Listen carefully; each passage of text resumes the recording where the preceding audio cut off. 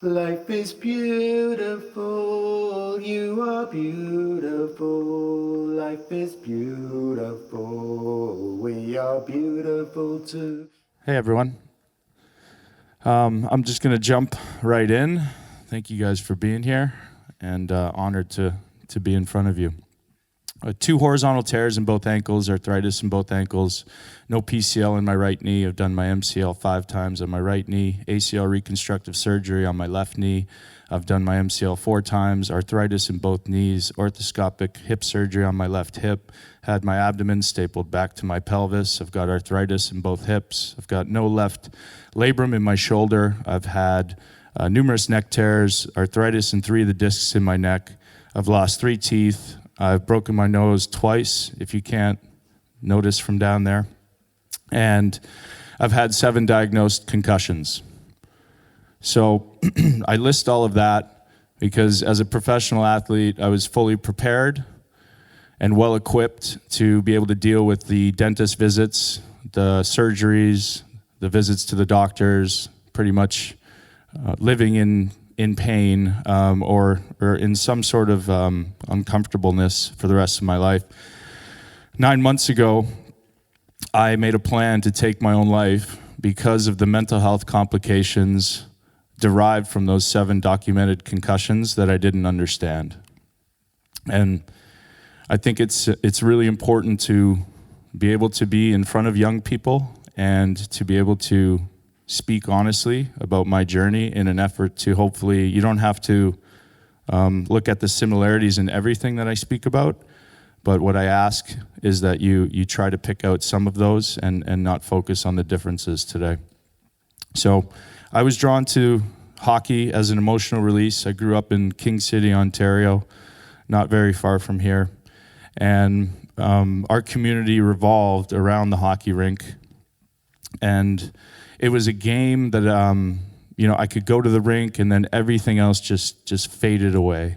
And I could focus solely on hockey and all of those stresses that happened in school and in everyday life were all of a sudden gone. And I really loved that. And my parents instilled this really amazing moral compass in me and this work ethic. And anything that I did it 100%. And in high school, it's funny. I was in drama, and I loved it. And I was also suiting up to play hockey that night to really try to impose my will on people. And I did both of those things to the best of my ability. And obviously, I had my hockey friends, making fun of me for doing drama, and I would tell them that I loved it. I love both things, and it was a part of me, And I really think that the drama helped me get in touch with myself and in touch with these feelings. I didn't quite express them when I was a younger version of myself, but I think it made it a little bit easier today, and in talks like this, to be able to draw back on those experiences. But at 16 years old, I moved away from home. I got drafted to the OHL, and all of a sudden I had this, again, anything I wanted to do, I wanted to succeed, so I had this opportunity, I had this window, I had this chance to succeed at hockey, and so I applied myself fully. So I moved away 3 hours from home, left my friends and family, and what should have been the best year of my life, getting drafted to the NHL, ended up being the worst. I was physically, sexually, verbally abused at the hands of teammates on a daily basis and at the hands of the head coach at the time. And I look back on my career now and I can see how that experience when I was a minor really affected my career and my life off the ice moving forward. I think some of you know me in this room as Carbomb, and that's a persona. That was a persona created to be able to protect myself and also use the game as this emotional release to get out all of the pain that I didn't quite understand yet. And very often I would I would not understand when I was getting upset, and I would snap and go off. And it's funny, it was a catch-22 because in the sport, that's what they wanted from me.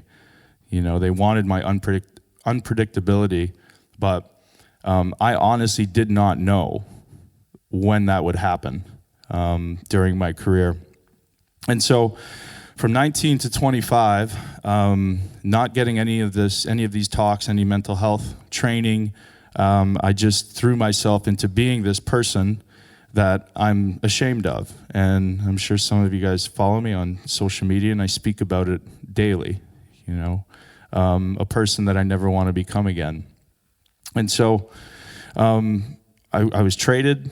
I was injured. 90% of those injuries that I told you guys about at the beginning of this speech happened from the years of 19 to 25, when I wasn't being a good teammate, I wasn't a good human being, I wasn't a good brother, son. I distanced myself from my family and friends. I isolated. I used substances to numb out the pain that I didn't understand. And at 21, I was introduced to the NHL Substance Abuse and Behavioral Program after a felony DUI and serving 90 days in jail in Arizona. The training camp before that happened, it was actually 2 weeks before the season. I'd signed the biggest contract of my life. So here I was at the height of my success, as I viewed it then, and this kind of knocks me down. And that NHL substance abuse program ended up saving my life at 25. So I continued down this path after that DUI, again, being destructive to myself and all those people around me, getting traded, getting injured.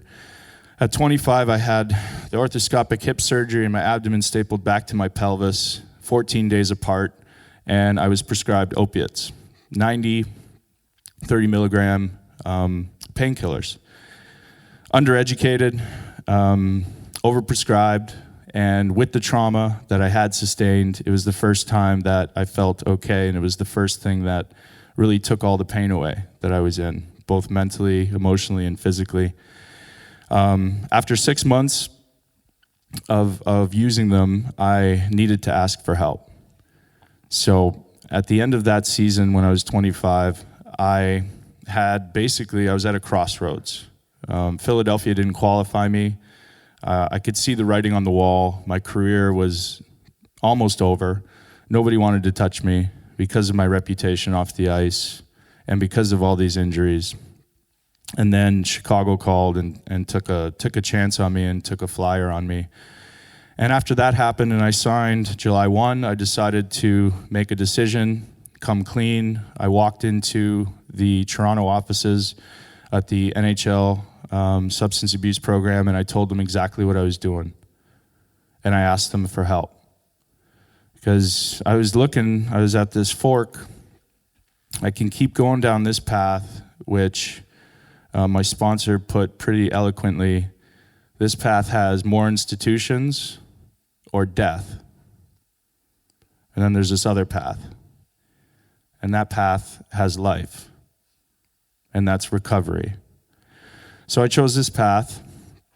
And from 25 to 30, I went to the Stanley Cup Finals 4 times with 3 different teams, and nobody's ever done that. And I mention that because, as Drake says, I hate to quote Drake, but he's got a really good line. If you live life the right way, your luck is a sure thing. And what I was doing from 25 to 30, when I asked for help, I went to Malibu, I was introduced to meditation, I was introduced to yoga, I was introduced to a new way of thinking. I was introduced to journaling. I got back in touch with myself as a person. And I really got to take a step back and look at all the damage that I've been doing, not only to others on the ice, off the ice, but also to myself, and how much I'd really been affected by the things that had happened to me. And so I really focused on just being a better person And I regretted the way that I acted in the first 5 or 6 years of playing hockey. And because of me changing and because of me implementing these daily practices, which is something as simple as sitting down and breathing and being with my own thoughts, I created this relationship with myself that I didn't want to look at before. And that spilled over. Loving myself ended up spilling over into loving other people in a deeper fashion and loving every moment. And recovery from 25 to 30, it was a pretty decent arc, but then there were setbacks, as there are in life, right? Life still happens. It doesn't stop. And so my last year looked something like this. Or actually, I should mention that at 25, there was something else that I did, and I changed who I was hanging out with.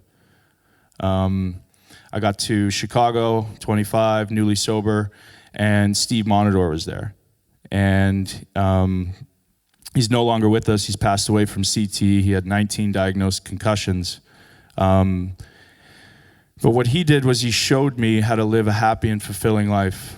And he showed me how to be confident without substances. And I'll forever be grateful for him showing me the way and trying to honor his legacy moving forward and just making sure people know how special that man was. And so finding recovery, changing who I was hanging out with, and then changing my routines, I was able to, get through the next 5 years pretty in a happy way. I ended up meeting my wife. We now have 3 beautiful children, but it wasn't all perfect. There were deviations, and you'll find that in life and in recovery. And my last year in the league, my son was born 2014, November 24th. And so I already kind of had one foot out the door.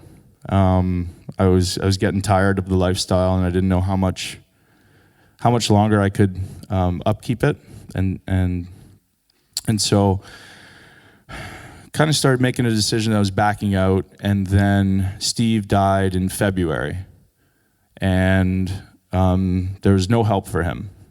And so that really scared me, because previously in 2013, when we had the lockout, all we were talking about was what we were going to do after hockey and that we should prepare. We really should prepare.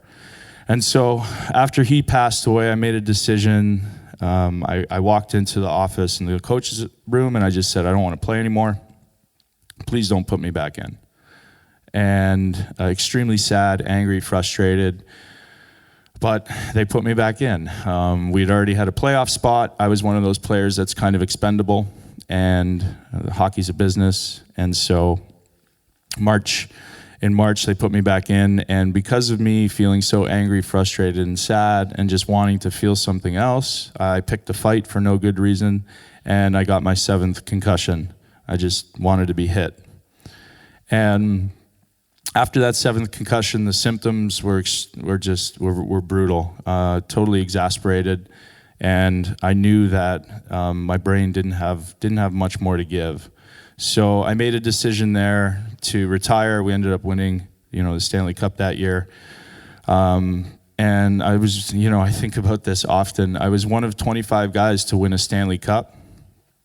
And when I got invited in September to go back for the first game of the year and do the banner raising, I refused. And my wife couldn't understand why, and really I didn't understand why, but I just couldn't bring myself to go there.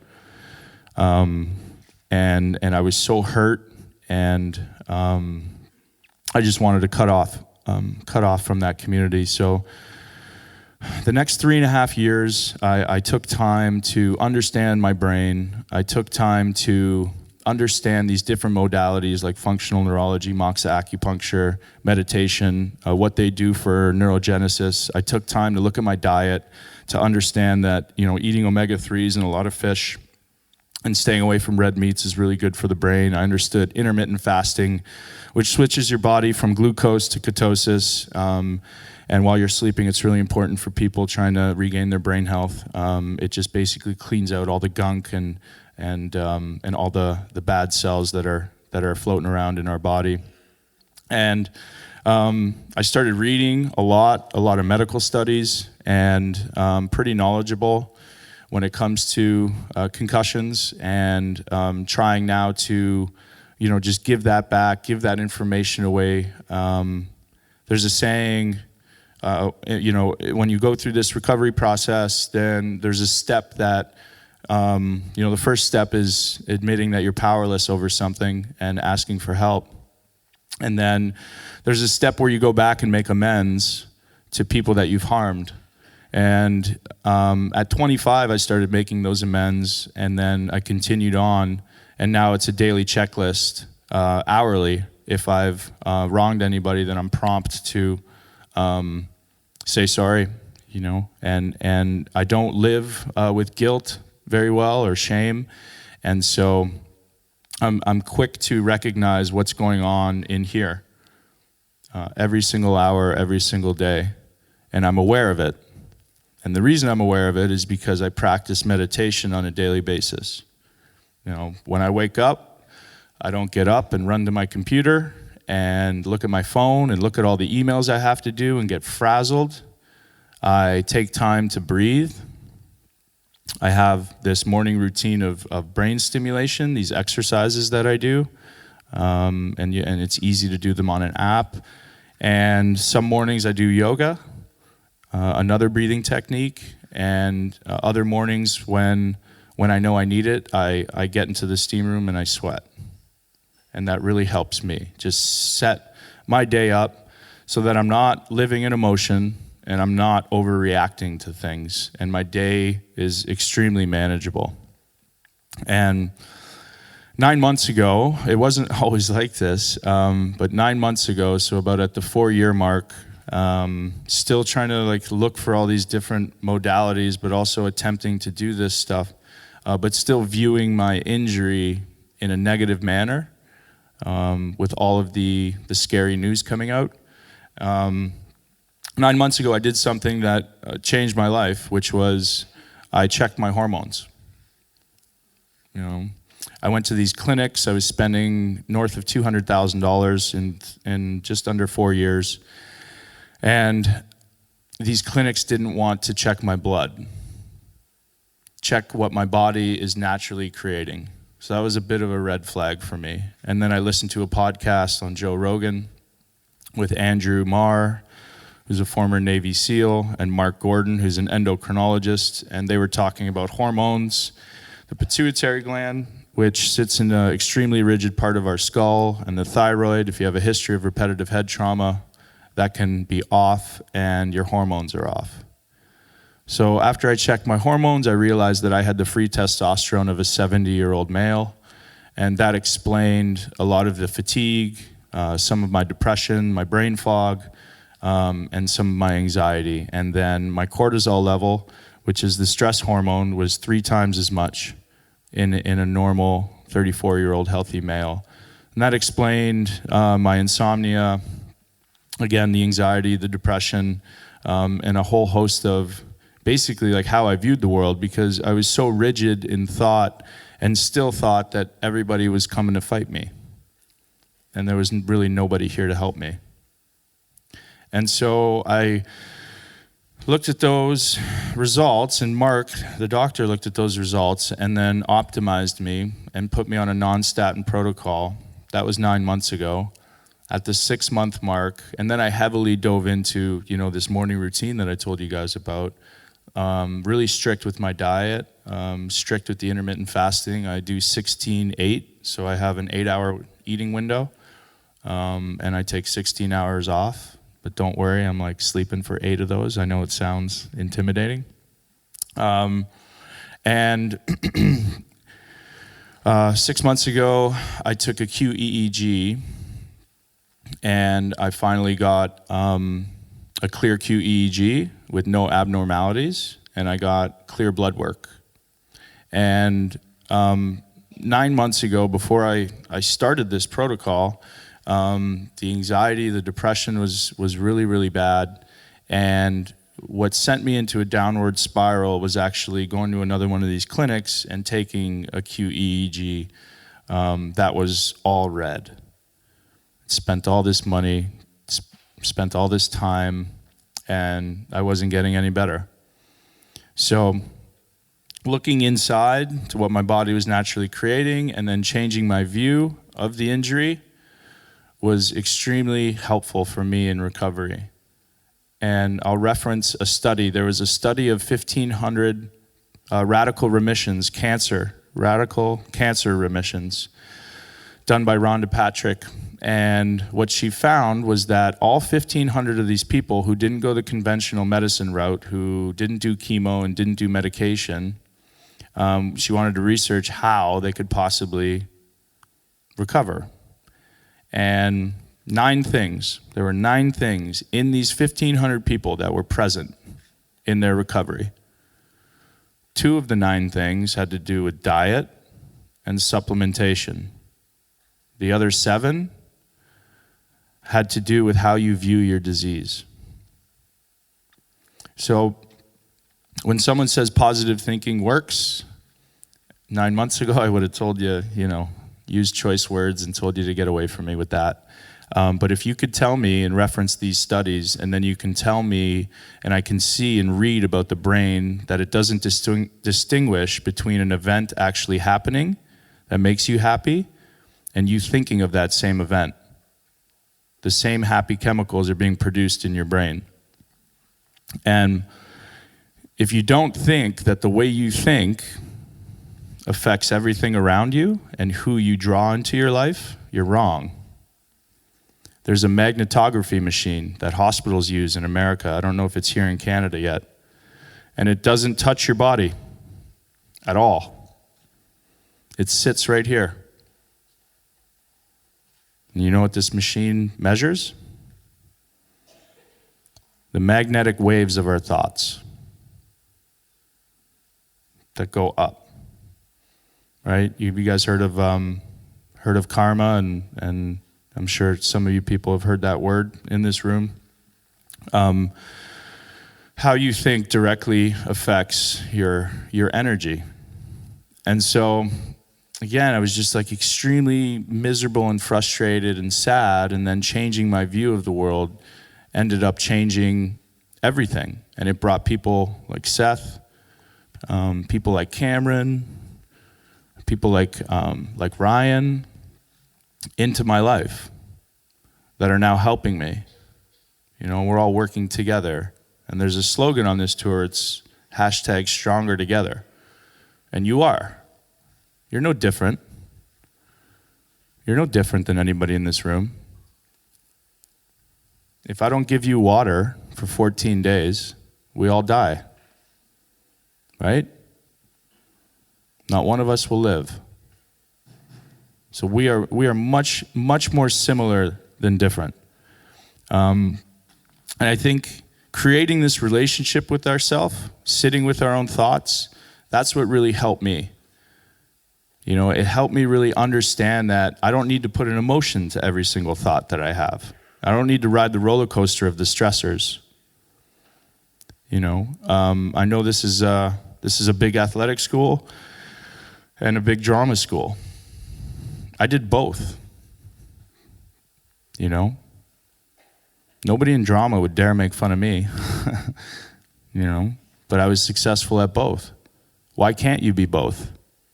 Why can't you be in touch with your feelings and actually say how you feel and then go play hockey or football? You can do both. I walked in a fashion show, down a runway. Some people were making fun of me, but that's on them. Usually when people project something, there's something going on inside of them. They have insecurities. So I think if the people that you're hanging around don't make you feel good, they don't make you happy, don't hang around them. Choose new people. Because you should feel good. The people that you're around should be uplifting, not trying to tear you down.